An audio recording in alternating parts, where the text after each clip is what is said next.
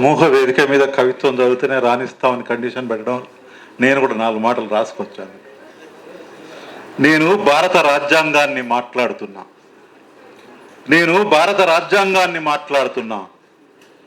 భారతదేశ ప్రజలైన మీకు మీరుగా సమర్పించుకున్న సర్వసత్తాక సామ్యవాద లౌకిక ప్రజాస్వామ్య గణతంత్ర దేశపు సమతా స్వప్నాన్ని మాట్లాడుతున్నా.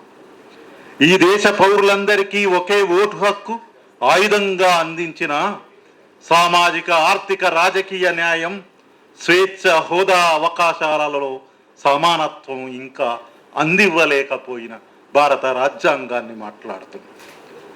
నన్ను ఆమోదించినాడే పాలకులు మంచోళ్ళైతే రాజ్యాంగం మంచిదవుతుందని, పాలకులు మోసగిస్తే మోసపోతారని ప్రకటించబడ్డదాన్ని. ప్రజాస్వామ్యం అంటే ఎప్పుడో ఓసారి వేసే ఓటు మాత్రమే కాదని, అసమానతలు, మనుషులు స్వేచ్ఛగా జీవించే భిన్నత్వంలో ఏకత్వాన్ని, లౌకికత్వాన్ని ప్రేమించే అంతరాలు, అసమానతలు లేని హేతుబద్ధ సహజీవన సమన్వయ బ్లూ ప్రింట్ను నేను భారత రాజ్యాంగాన్ని మాట్లాడుతున్నా. ఇప్పుడు నా కళ్ళకు కాషాయ గంతలు కట్టి చేతిలో రాజదండం పెట్టి మనుస్మృతిని ప్రతిష్ఠించి నన్ను మాయం చేయ చూస్తున్నారు. భారత రాజ్యాంగాన్ని మాట్లాడుతున్నా.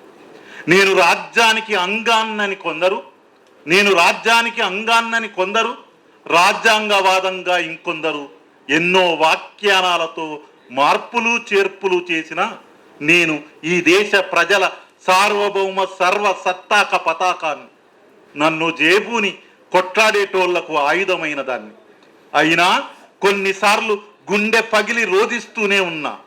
కాశ్మీర్ లోయ నుండి అబూజ్మడ్ అడవుల దాకా కాల్చబడుతున్న దాన్ని, బిల్కిస్ బానోల నుండి మణిపూర్ పరేళ్ల దాకా ఛిద్రమవుతున్న దాన్ని, ఎన్ఆర్సీలు, సిఏఏలు, రైతు వ్యతిరేక చట్టాలు, షాహీన్ బాగులు, బుల్డోజర్ల, రెజ్లర్ల కన్నీళ్లను కళ్ళ చూసిన దాన్ని. అయినా అవకాశం దొరికినప్పుడల్లా ఎన్నికల బాండ్లను, పాలకుల అప్రజాస్వామిక విధానాలను అడ్డుకుంటూనే ఉన్నా. నన్ను అంతం చేయ చూస్తున్న ఫాసిజాన్ని పాతరేయడానికి నన్ను ఆయుధంగా చేపట్టు. రాజ్యాంగం పీటికే పిడికిలై నినదించు. ధన్యవాదాలు. సమూహ వేదిక మీద కవిత్వం చదివితేనే రాణిస్తామని కండిషన్ పెట్టడం, నేను కూడా 4 మాటలు రాసుకొచ్చాను. నేను భారత రాజ్యాంగాన్ని మాట్లాడుతున్నా.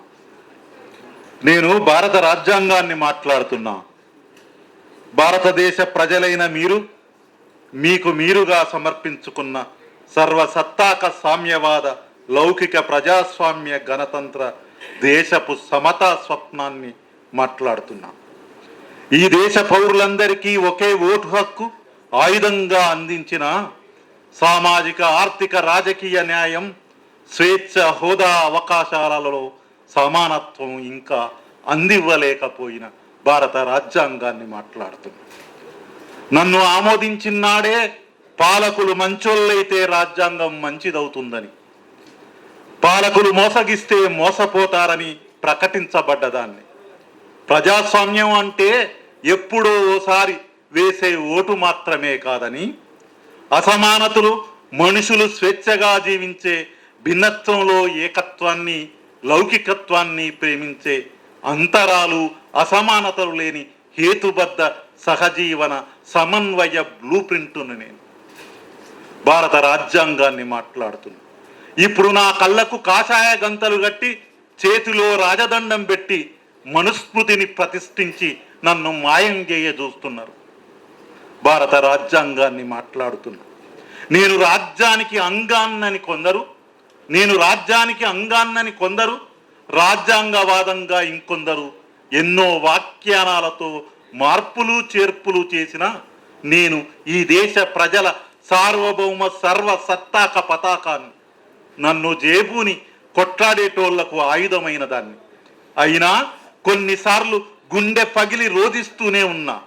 కాశ్మీర్ లోయ నుండి అబూజ్మడ్ అడవుల దాకా కాల్చబడుతున్న దాన్ని, బిల్కిస్ బానోల నుండి మణిపూర్ పరేళ్ల దాకా ఛిద్రమవుతున్న దాన్ని, ఎన్ఆర్సీలు, సిఏఏలు, రైతు వ్యతిరేక చట్టాలు, షాహీన్ బాగులు, బుల్డోజర్ల, రెజ్లర్ల కన్నీళ్లను కళ్ళ చూసిన దాన్ని.